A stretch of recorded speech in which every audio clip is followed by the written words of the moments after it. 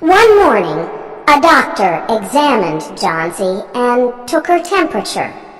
Then he spoke with Sue in another room.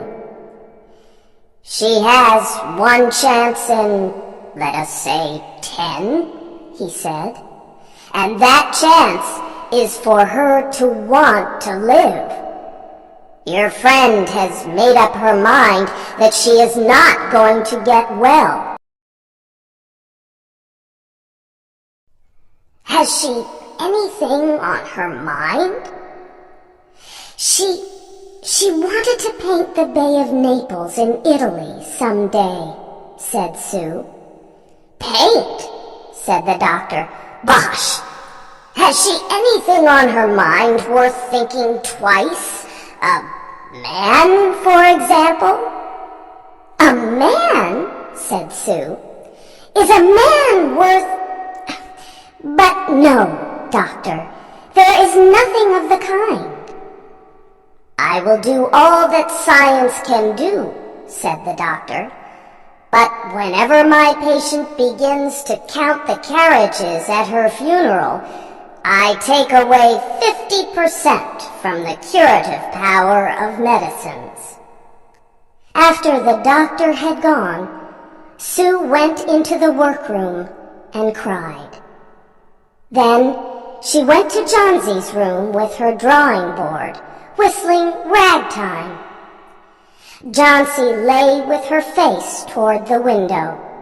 Sue stopped whistling, thinking she was asleep. She began making a pen and ink drawing for a story in a magazine. Young artists must work their way to art by making pictures for magazine stories. Sue heard a low sound, several times repeated. She went quickly to the bedside. Johnsy's eyes were open wide. She was looking out the window and counting backward. 12, she said, and a little later, 11, and then 10, and 9, and then 8 and 7, almost together. Sue looked out the window. What was there to count? There was only an empty yard and the blank side of the house 7 meters away. An old ivy vine, going bad at the roots, climbed halfway up the wall. The cold breath of autumn had stricken leaves from the plant until its branches, almost bare, hung on the bricks. "What is it, dear?" asked Sue. 6, said Johnsy quietly. "They're falling faster now. 3 days ago there were almost 100. It made my head hurt to count them. But now it's easy. There goes another one. There are only 5 left now." "5 what, dear?" asked Sue. "Leaves on the plant. When the last one falls, I must go too. I've known that for 3 days. Didn't the doctor tell you?" "Oh, I never heard of such a thing," said Sue.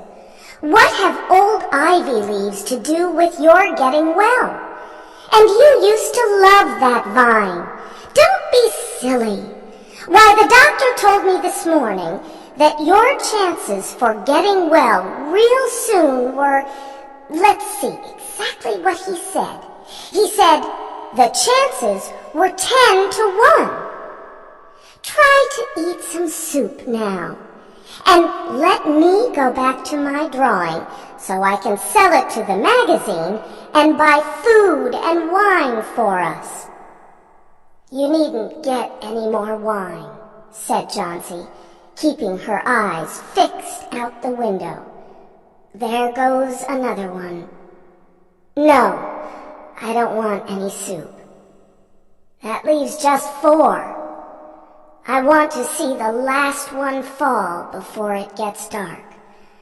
Then I'll go too." "Johnsy, dear," said Sue, "will you promise me to keep your eyes closed and not look out the window until I'm done working? I must hand those drawings in by tomorrow." "Tell me as soon as you have finished," said Johnsy, closing her eyes and lying white and still as a fallen statue. "I want to see the last one fall. I'm tired of waiting. I'm tired of thinking. I want to turn loose my hold on everything and go sailing down, down, just like one of those poor, tired leaves." "Try to sleep," said Sue. "I must call Mr. Behrman up to be my model for my drawing of an old miner. Don't try to move until I come back." Old Behrman was a painter who lived on the ground floor of the apartment building. Behrman was a failure in art. For years he had always been planning to paint a work of art, but had never yet begun it. He earned a little money by serving as a model to artists who could not pay for a professional model. He was a fierce little old man who protected the two young women in the studio apartment above him. Sue found Behrman in his room. In one area was a blank canvas that had been waiting 25 years for the first line of paint. Sue told him about Johnsy and how she feared that her friend would float away like a leaf. Old Behrman was angered at such an idea. "Are there people in the world with the foolishness to die because leaves drop off a vine? Why do you let that silly business come in her brain?" "She is very sick and weak," said Sue, "and the disease has left her mind full of strange ideas."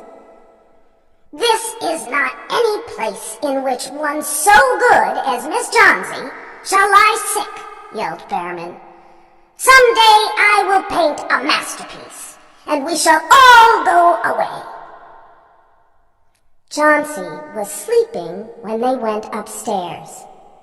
Sue pulled the shade down to cover the window. She and Behrman went into the other room. They looked out a window fearfully at the ivy vine. Then they looked at each other without speaking. A cold rain was falling, mixed with snow. Behrman sat and posed as the miner. The next morning, Sue awoke after an hour's sleep. She found Johnsy with wide-open eyes staring at the covered window. "Pull up the shade. I want to see," she ordered quietly. Sue obeyed. After the beating rain and fierce wind that blew through the night, there yet stood against the wall one ivy leaf. It was the last one on the vine. It was still dark green at the center, but its edges were colored with the yellow. It hung bravely from the branch about 7 meters above the ground. "It is the last one," said Johnsy. "I thought it would surely fall during the night. I heard the wind. It will fall today, and I shall die at the same time." "Dear, dear," said Sue, leaning her worn face toward the bed. "Think of me if you won't think of yourself. What would I do?" But Johnsy did not answer.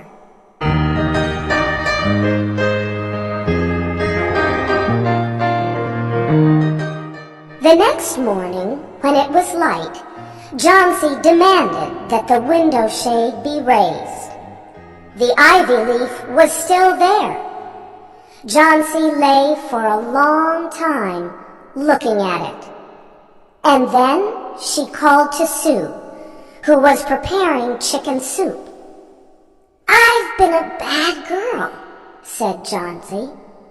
"Something has made that last leaf stay there to show me how bad I was. It is wrong to want to die. You may bring me a little soup now."